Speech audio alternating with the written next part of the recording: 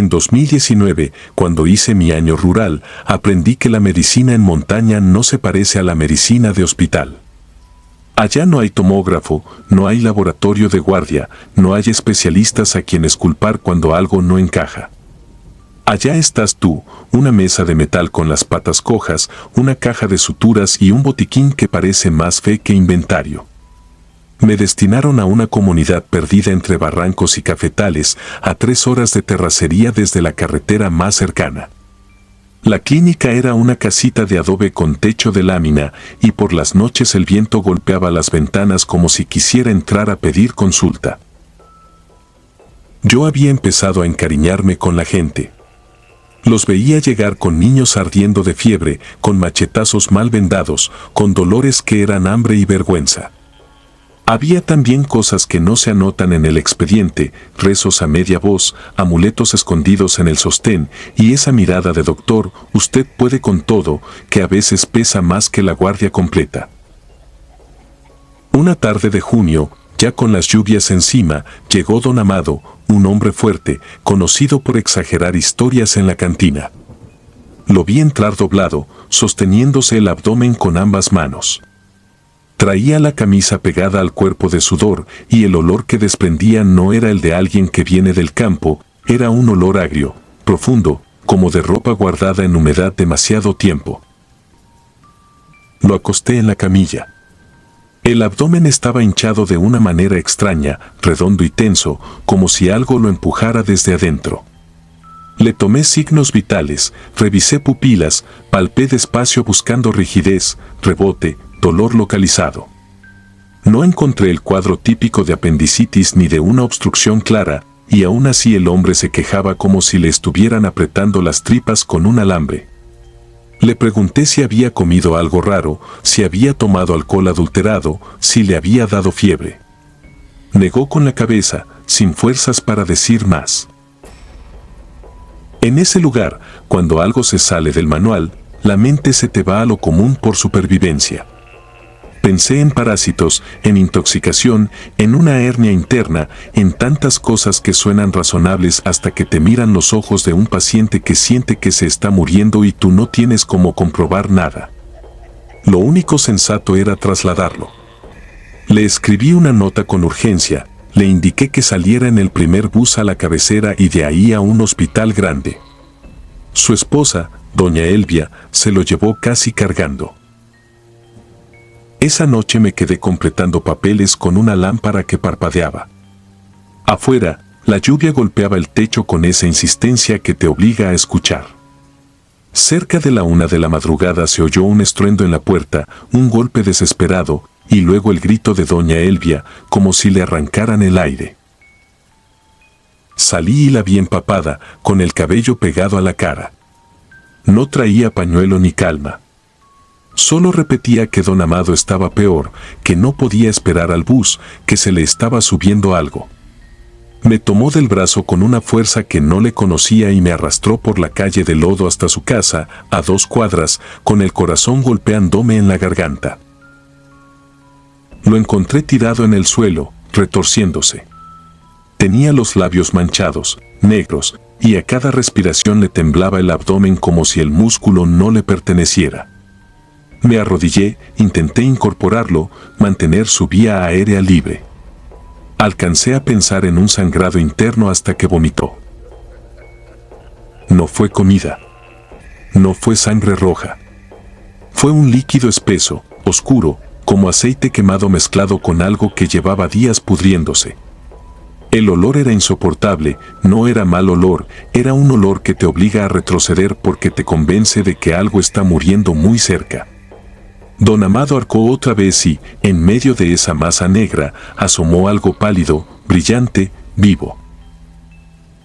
Mi cerebro quiso negarlo, como negamos lo que no cabe en lo aprendido. Me dije, es una tripa, un coágulo, un cuerpo extraño. Pero eso se movió. Se estiró con un impulso lento, como si tomara aire, y luego volvió a salir, más. Un gusano grueso, anillado, liso, con la piel brillante como cubierta de grasa, emergió de la boca del hombre a tirones, dejando un rastro de baba oscura que parecía manchar incluso la luz. Doña Elvia se pegó a la pared, santiguándose, y yo me quedé con las manos suspendidas en el aire, como si cualquier movimiento pudiera romper la realidad. El gusano cayó al suelo con un golpe sordo, pesado, y empezó a arrastrarse hacia la sombra del rincón, dejando un camino negro en la tierra apisonada. Don Amado dejó de moverse un segundo, luego respiró con dificultad, como si le hubieran desatorado el pecho. Mi primer impulso fue matarlo. No por valiente, sino por terror. Busqué algo, cualquier cosa. Doña Elvia me puso un machete en las manos. Le di un golpe, seco, con toda la fuerza. La criatura se partió y soltó un líquido más negro todavía. En ese instante, lo que vi me heló más que el gusano mismo. El abdomen de Don Amado, que minutos antes parecía a punto de reventar, empezó a bajar, como si se desinflara de golpe. Su piel quedó floja, arrugada, y el hombre se desmayó con un gemido profundo, pero seguía vivo. La casa quedó en silencio, salvo por el goteo espeso del cuerpo partido en dos. Yo me acerqué con cautela, tratando de imponer lógica. Y entonces noté un detalle que me hizo sentir asco de mí mismo: el gusano no tenía el olor de un animal. Tenía el olor de una sala de archivo cerrada, de papel húmedo, de expediente viejo. Como si hubiera vivido entre documentos. Regresé a la clínica antes del amanecer, con las botas pesadas de lodo y la cabeza zumbando. Necesitaba un lugar limpio, una explicación, una frase médica que me salvara. Abrí el archivero donde guardaba los expedientes en carpetas manila. Al jalar el de Don Amado, la carpeta estaba húmeda. La tinta de mi letra se había corrido, y las hojas, pegadas, parecían respirar, abriéndose y cerrándose con un movimiento mínimo, casi imperceptible. Pensé que era el viento. Cerré la ventana. Aún así, el papel siguió moviéndose, como si algo debajo empujara desde adentro. Metí los dedos para separar las hojas y sentí un calor blando, vivo. Saqué la mano de golpe y en el espacio entre dos hojas vi asomar el mismo brillo pálido, el mismo anillo húmedo, el mismo movimiento lento buscando salida. Ese fue el giro que me terminó de quebrar. No había salido del cuerpo de Don Amado, había salido de su historia, de lo escrito, de lo registrado. Como si la clínica no curara, sino que incubara. Esa mañana lo trasladé a la cabecera y puse en la nota todo lo clínico que pude. No escribí lo demás. No por cobardía, sino porque entendí algo horrible: si lo escribía, si lo dejaba asentado, le estaba dando un lugar donde vivir. Esa misma tarde quemé el expediente en el patio, hoja por hoja. El papel chisporroteó con un sonido húmedo, y del humo salió ese olor negro, ese olor a cosas guardadas demasiado tiempo. Creí que había terminado. Esa noche, mientras me lavaba las manos, vi debajo de mis uñas una mancha oscura que no salía con jabón. Y sentí, muy adentro, un movimiento lento, como un archivo abriéndose.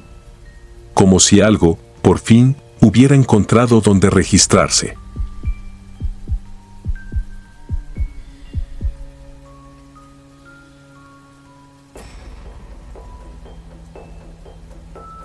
Mi nombre es Sebastián, y si algo me enseñó la facultad fue a desconfiar de lo que no tiene explicación médica. Por eso siempre me burlé, en silencio, de la gente que atribuía una fiebre a un mal de ojo o un aborto a una brujería. En 2011 yo llevaba meses trabajando como médico rural en una comunidad serrana, de esas donde el consultorio también es tu casa y donde la noche se queda pegada en las paredes como hollín.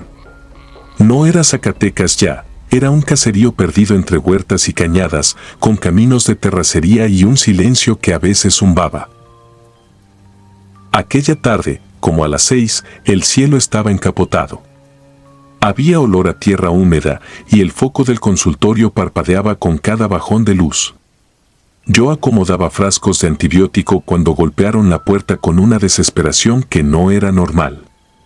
Al abrir, encontré a un campesino, don Laureano, con la cara apretada y las manos temblorosas. Traía un bulto envuelto en hojas de plátano, amarrado como si sujetara algo vivo que pudiera escaparse. Me pidió ayuda sin dejar de persignarse. Cuando deshizo las hojas, se me heló el estómago. Era un bebé de apenas unos meses. No lloraba. No se movía como un niño enfermo, tampoco como uno dormido. Solo miraba. Su piel tenía un tono violáceo, como ceniza fresca con tinta morada, un color que no correspondía a cianosis, ni a hipotermia, ni a intoxicación por lo que yo conocía. Lo cargué y lo llevé al área de exploración, con don Laureano detrás, murmurando oraciones. Lo revisé con método, como uno se protege cuando algo te incomoda. Frecuencia cardíaca normal. Respiración normal. Sin fiebre. Sin signos de deshidratación. Fontanelas bien. No olía a abandono, no había la costra típica del niño descuidado, no había pañal sucio. Estaba limpio, demasiado limpio para alguien encontrado en una cañada. Aún así, su piel seguía con ese tono imposible, y sus ojos eran negros, amplios, sin ese brillo acuoso de los bebés. No me gustó, pero me obligué a pensar en diagnósticos: cardiopatía congénita no cianótica, trastorno metabólico, exposición a algún químico. Cualquier cosa menos lo que mi instinto susurraba. Don Laureano me dijo que lo había hallado cerca del aguacatero, junto a la cañada, después de escuchar un llanto fuerte, como si alguien lo aventara contra el aire. Cuando se acercó, el bebé estaba ahí, a la orilla del camino, desnudo, bajo el sol, con las hojas de plátano alrededor, como si alguien lo hubiera envuelto deprisa y luego se arrepintiera. No sonaba a abandono, sonaba a depósito. Preparé fórmula con agua hervida, tratando de mantener la calma. El bebé se la terminó en segundos. Le di más. Otra. Y otra. No lloraba ni se atragantaba, simplemente tragaba con una avidez silenciosa, como si su cuerpo no entendiera la saciedad. En cada toma, su garganta hacía un movimiento seco, demasiado marcado, y su mirada no se apartaba de mí. Cuando apoyé el dorso de mi mano en su vientre, lo sentí rígido, tenso, como si debajo no hubiera grasa infantil sino un músculo contraído. Don Laureano no aguantó mucho. Dijo que tenía que volver antes de que oscureciera y se fue santiguándose, sin mirarme a los ojos. Yo me quedé con el bebé, solo, con el viento empezando a empujar la lluvia contra las ventanas. Lo acosté en la cuna vieja del consultorio. La tela crujió. El niño abrió la boca, como si fuera a llorar, y no salió nada. Solo ese gesto, vacío, que me dejó la piel erizada. Decidí llamar a la policía municipal desde el radio comunitario, pero la línea estaba muerta. No era raro, con tormenta, el cerro se tragaba las señales. Me prometí bajar al día siguiente a la cabecera. Mientras tanto, debía dejar registro. Lo pesé. Ahí empezó el problema real. Marcó más de lo que un bebé de esa edad debería, como si cargara algo denso. Repetí la medición. Lo mismo. Revisé que la báscula no estuviera mal. Pesé una caja de sueros, luego mi maletín. Todo normal. Cuando quise tomarle una gota de sangre del talón, el bebé por primera vez hizo un sonido. No fue llanto. Fue un resuello corto, como cuando alguien aspira agua. La lanceta apenas rozó la piel y, en lugar de sangre, salió un líquido oscuro, espeso, casi negro, que no corría, se quedaba pegado como aceite. Me quedé mirando mi propio guante y mi mente se quedó sin argumentos. En ese instante, se fue la luz. El consultorio quedó a oscuras, salvo por el relámpago que, cada tanto, recortaba los muebles como sombras de papel. Encendí la lámpara de mano y alumbré la cuna. El bebé ya no estaba acostado. Estaba incorporado, sosteniéndose con una firmeza absurda para su edad, con la cabeza apenas ladeada, como escuchando algo detrás de mí. La puerta del consultorio, que yo había cerrado, estaba entreabierta. Y desde afuera se oía, muy lejos, un llanto idéntico al que don Laureano describió, pero venía de la cañada, no de aquí. Di un paso hacia la puerta para cerrarla y, con la luz temblando, vi algo que me tumbó el aire, huellas mojadas pequeñas en el piso, no de pies de bebé, sino de algo más alargado, como manos apoyadas, marcando un rastro desde la entrada hasta la cuna. Como si el bebé hubiera llegado solo. El niño giró la mirada hacia mí. Por primera vez parpadeó, lento. Y entonces entendí lo peor, no estaba enfermo. Estaba esperando. Afuera, el llanto se acercó, multiplicándose, como si la cañada devolviera ecos con hambre. Yo apreté la lámpara con fuerza, pensando en salir corriendo, en cerrar todo, en hacer lo correcto. Pero el bebé abrió la boca otra vez, sin sonido, y en mi nariz apareció un olor metálico, reciente, como sangre caliente. Esa noche no bajé a la cabecera. No llegó la policía. No llegó nadie. Solo la lluvia, los truenos y ese llanto que, cada vez más cerca, parecía venir por mí.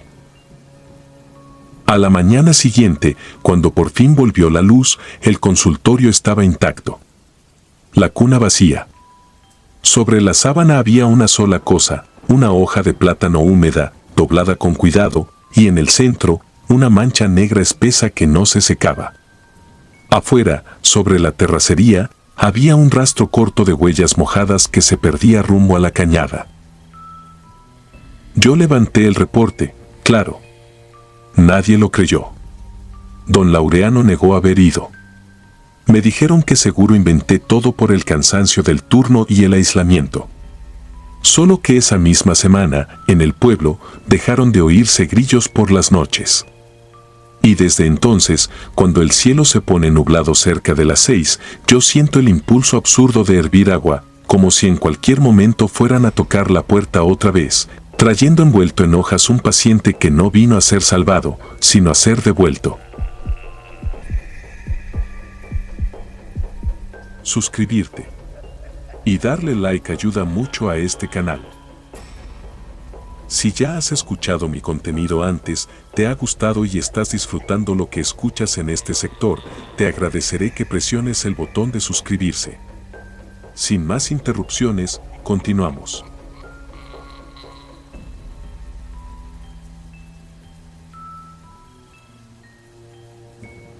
Me llamo Julián y soy médico, pero no de esos que salen en las fotos con sonrisas perfectas.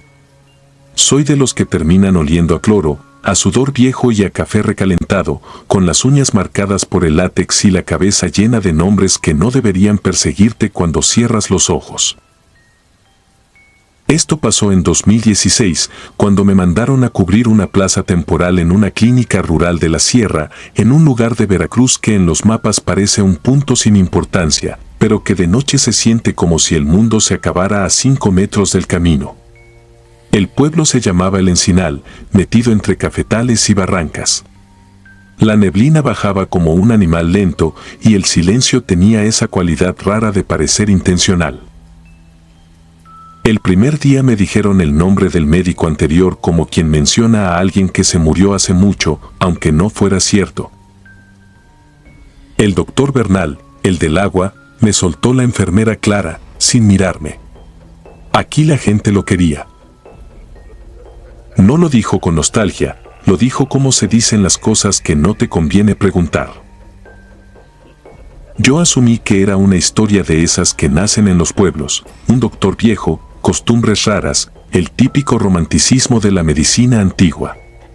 Pero esa misma tarde, cuando abrí el almacén, encontré una caja con botellas de vidrio ámbar, todas iguales, limpias, sin etiquetas. El agua dentro era transparente, normal. Aún así, la caja tenía candado. Clara me vio tocarlas y se me acercó con voz baja, como si el consultorio escuchara. No las use, doctor. Ni se le ocurra. Esa noche empecé a entender por qué. Llegó una señora con su hijo ardiendo de fiebre. El niño temblaba, los ojos vidriosos, respiración rápida. Yo pedí suero, paracetamol, compresas, el protocolo de siempre. La señora me detuvo la mano con una fuerza sorprendente.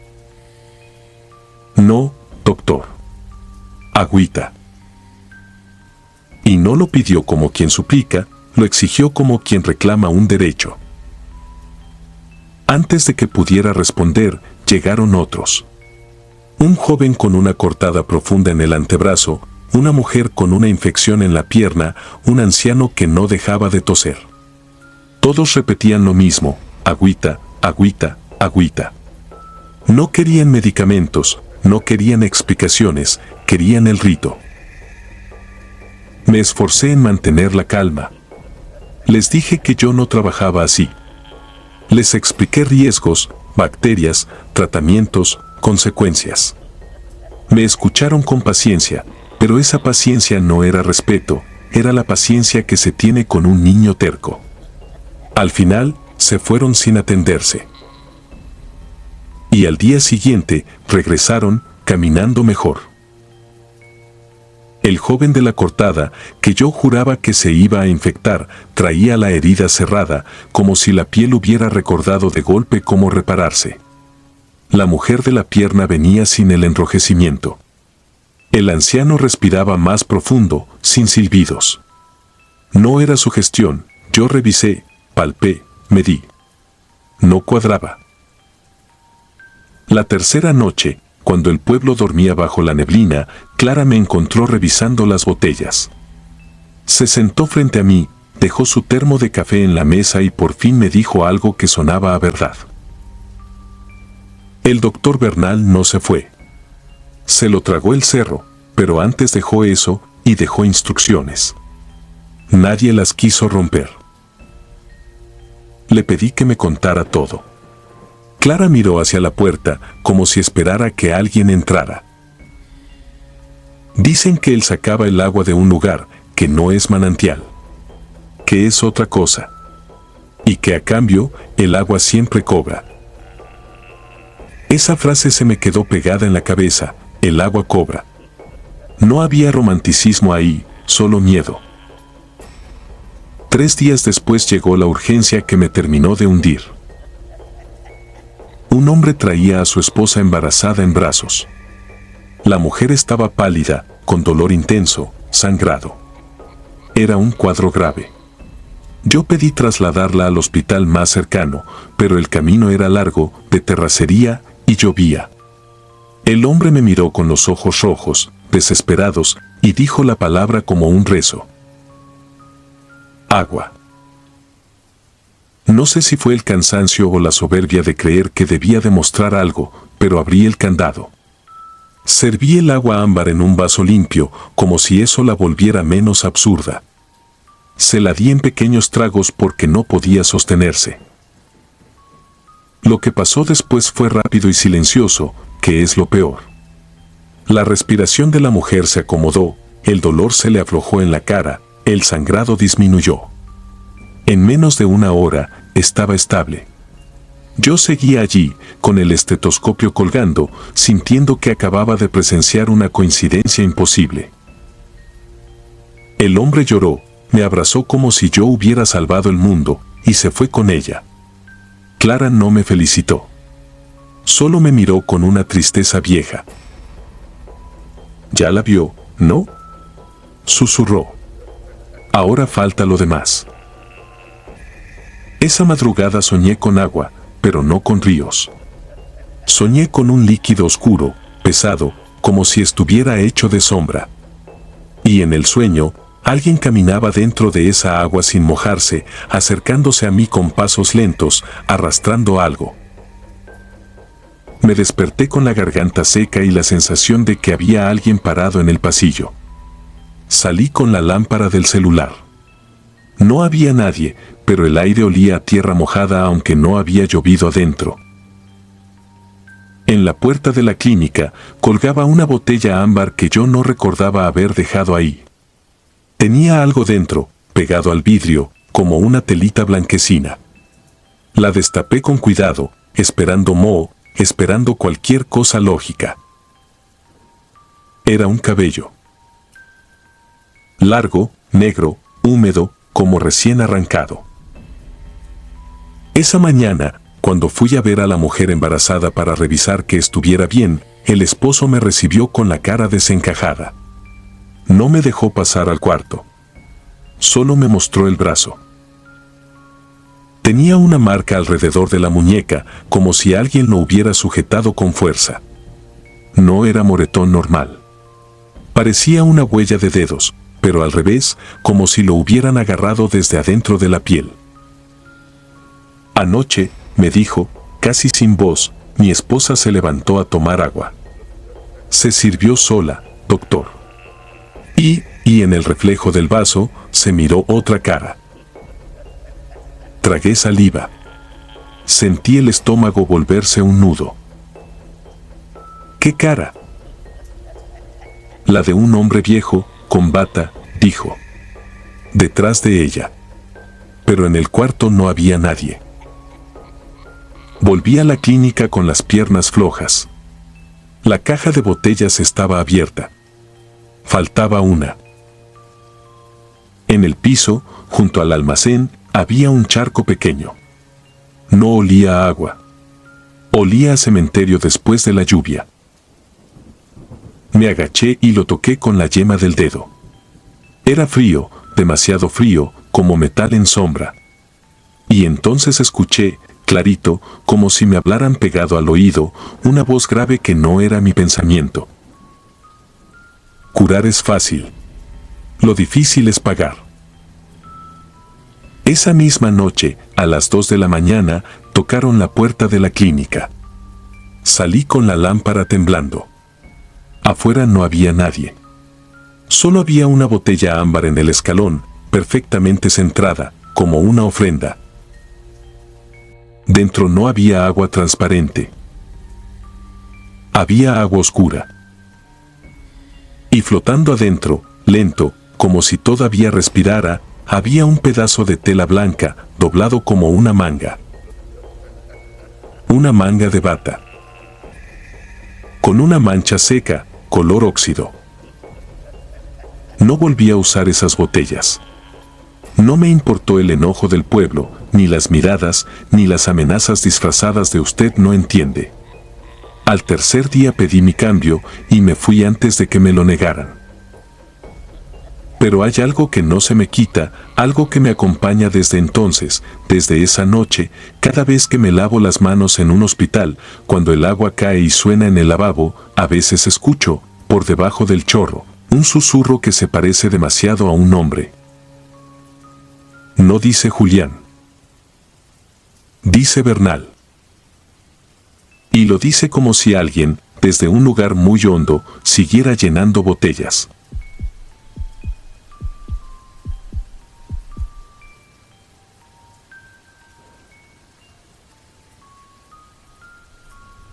Mi nombre no es Alex.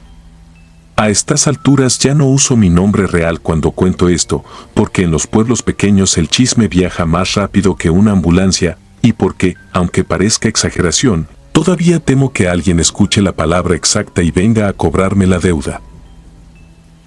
Esto me pasó cuando era médico general recién egresado, en mi primer contrato lejos de la ciudad. No fue Oaxaca ni 2012. Fue 2017, en una comunidad serrana del norte de Puebla, de esas que aparecen como un punto sin calles en el mapa. Me asignaron una clínica mínima, una sala de consulta, un cuarto con camilla, un mueble metálico con medicamentos contados y una cocina donde el gas olía a fuga. El edificio era viejo, pintado de blanco, y por las noches el viento pegaba en las láminas como si alguien caminara encima, despacio, probando el techo. Los primeros meses fueron rutina y cansancio. Partos, diarreas, accidentes con machete, mordeduras, infecciones. Lo único raro era la forma en que algunos pacientes evitaban mirar hacia el cerro cuando caía la tarde. Y una regla tácita que nadie me explicó de frente, pero todos obedecían: después de medianoche no se abría la puerta si no venía acompañado por alguien del pueblo. Me lo dijo una enfermera de paso, como quien recomienda no mezclar alcohol con antibiótico. La noche en que todo se rompió yo estaba dormido desde antes de las 11. A la 1:00 me despertaron golpes secos, insistentes, en la puerta principal de la clínica. No eran toc-toc. Eran puñetazos, urgentes, como si la madera fuera lo único entre alguien y la muerte. Me puse el pantalón a oscuras, agarré la lámpara y abrí con esa mezcla de fastidio y adrenalina que uno aprende en guardias. En el umbral había un hombre joven, quizá 20 y tantos. Alto, flaco, empapado en sudor. Traía la mirada fija, demasiado abierta, como si parpadear le doliera. Y el pantalón estaba oscuro, pegado a la pierna por la sangre. No gritó ni gimió. Eso fue lo primero que me heló. La gente con un tajo profundo no llega callada. Él, en cambio, respiraba por la boca como si estuviera evitando hacer un sonido. Lo metí sin pensar. La ética médica a veces es un reflejo antes que una decisión. Lo senté en la camilla, corté la tela con tijeras y vi un corte largo en el muslo, limpio, como hecho con hoja nueva. La sangre ya no salía a chorros, pero la piel alrededor estaba pálida, como si el cuerpo se estuviera rindiendo. Le pregunté su nombre, qué había pasado, si lo habían asaltado. Me contestó con frases cortas, sin emoción, sin que la voz le temblara. Me agarraron en el monte, me dieron, no me deje morir aquí. Eso fue todo. No, por favor. No, doctor. No una historia. Solo esa frase plana, como si la hubiera aprendido. Le puse anestesia local, limpié, irrigación, sutura. Trabajé rápido, concentrado. Mientras cosía, noté algo que me puso incómodo de una forma irracional. Su piel estaba fría. No fría por shock. Fría como metal a la sombra. Y cuando acerqué la lámpara, vi que sus uñas estaban limadas de manera extraña, como gastadas por roca. Le di analgésico, le tomé signos. Pulso rápido, sí, pero no había esa angustia típica. Lo dejé recostado y le dije que no se moviera. Que a esa hora no podía irse. Él asintió, sin apartar la mirada de mí. No miró la herida, no miró el techo, no miró nada. Solo me miraba. Regresé a mi cuarto con un cansancio pesado, pero con esa satisfacción mínima de haber resuelto una urgencia solo. Me dormí casi de inmediato. A las 4 de la madrugada me despertó un sonido que no pertenecía a la clínica, un crujido húmedo, como cuando uno pisa lodo espeso dentro de una casa. Abrí los ojos con la certeza de que alguien estaba caminando en la sala. Tomé la lámpara, salí y la luz barrió el consultorio. La camilla estaba vacía. Por un segundo pensé que se había ido y que yo estaba imaginando cosas. Avancé 2 pasos y ahí lo vi. No era un animal completo, no era un hombre completo. Era algo que el cerebro tarda en aceptar porque no tiene casilla donde meterlo. Tenía la forma alargada de un venado, pero las patas terminaban en manos humanas, manos huesudas, con dedos largos apoyados en el piso como si fueran pezuñas. La espalda se movía con una respiración lenta, demasiado lenta. ¿Y la cabeza? La cabeza era la del joven. La misma cara. Los mismos ojos.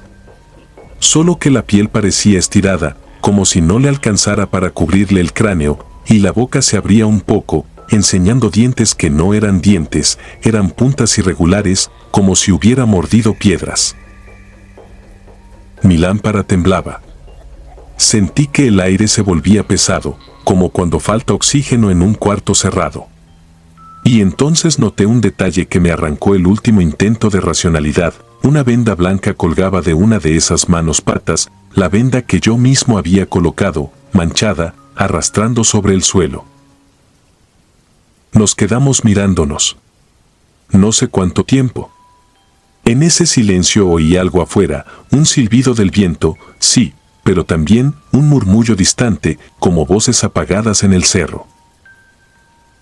La criatura bajó la cabeza, olfateó el aire y dio un paso hacia la puerta. Las manos en el piso dejaron marcas húmedas.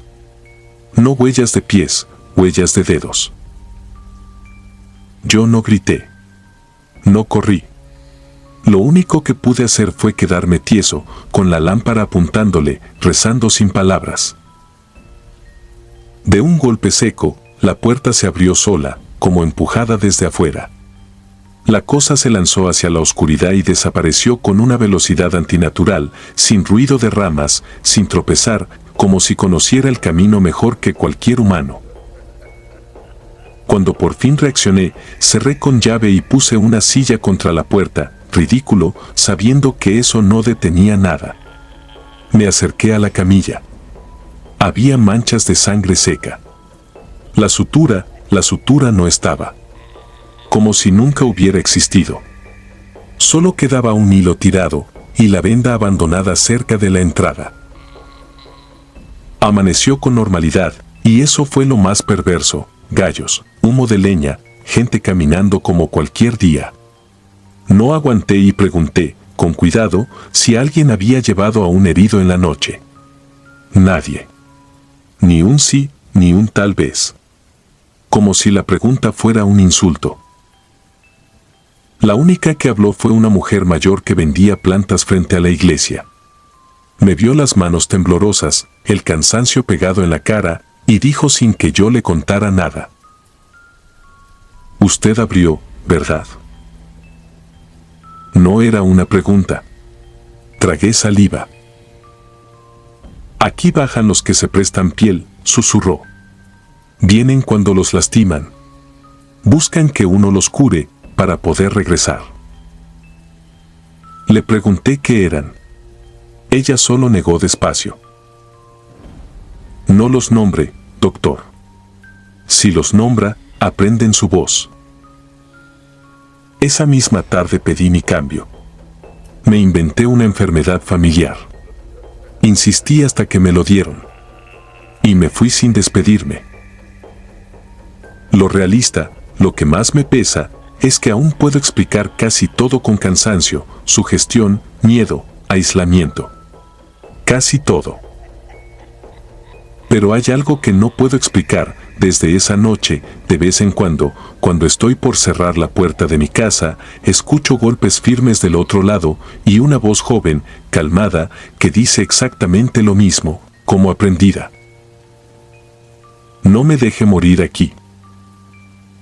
Y siempre, me quedo quieto en la oscuridad, sin respirar, esperando que se canse, porque ya aprendí lo que pasa cuando uno abre.